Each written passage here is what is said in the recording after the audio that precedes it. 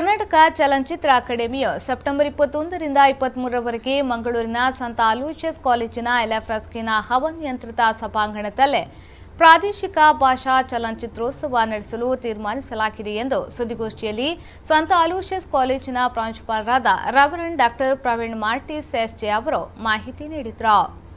ಈ ಬಗ್ಗೆ ಮಂಗಳೂರಿನ ಪ್ರೆಸ್ ಕ್ಲಬ್ನಲ್ಲಿ ಸುದ್ದಿಗೋಷ್ಠಿ ನಡೆಸಿ ಮಾತನಾಡಿದ ಅವರು, ಕನ್ನಡ, ತುಳು, ಕೊಡವ, ಕೊಂಕಣಿ ಮತ್ತು ಬ್ಯಾರಿ ಭಾಷೆಗಳ ಚಿತ್ರಗಳನ್ನು ಪ್ರದರ್ಶಿಸಲಾಗುವುದು. 3 ದಿನಗಳಲ್ಲಿ 9 ಚಿತ್ರಗಳನ್ನು ಪ್ರದರ್ಶಿಸಲಾಗುವುದು ಎಂದರು. ಇನ್ನು ಸೆಪ್ಟೆಂಬರ್ 21ರಂದು ಪ್ರಾದೇಶಿಕ ಭಾಷಾ ಚಲನಚಿತ್ರೋತ್ಸವವನ್ನು ನಗರಾಭಿವೃದ್ಧಿ ಸಚಿವ ಯುಟಿ ಖಾದರ್ ಅವರು ಉದ್ಘಾಟಿಸಲಿದ್ದಾರೆ. ಚಿತ್ರದ ನಿರ್ದೇಶಕರಾದ ರಿಷಬ್ ಶೆಟ್ಟಿ ಮತ್ತು ಶಿವಧ್ವಜ್ ಅವರು ಮುಖ್ಯ ಅತಿಥಿಗಳಾಗಿ ಭಾಗವಹಿಸಲಿದ್ದಾರೆ ಎಂದು ಮಾಹಿತಿ ನೀಡಿದರು. Bhasha Chalanachitrotsava. We will have a unique program of this kind. So far, we are not organized. For the first time, we are venturing into different kinds of the local language movies will be shown. There are 5 different kinds of languages. Basically, Kannada, Tulu, Kodava, Konkani, Dari. So these are the 5 different language movies will be shown for 3 days.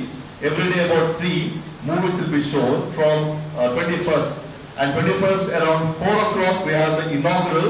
We request you all to come for the inaugural on the 21st and also encourage all our important activities, and especially this activity which is held for 3 days especially to bring our award-winning movies among our students and also the public, so that encourage them to enter into a different worldview with lot of critical thinking, so that we can change and bring in change and popularize award-winning and value-oriented movies.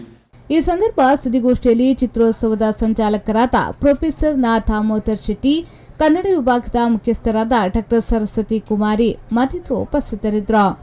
ಶರಸಾದಿಯನ್ ವಿ4 news 24/7 Mangaluru.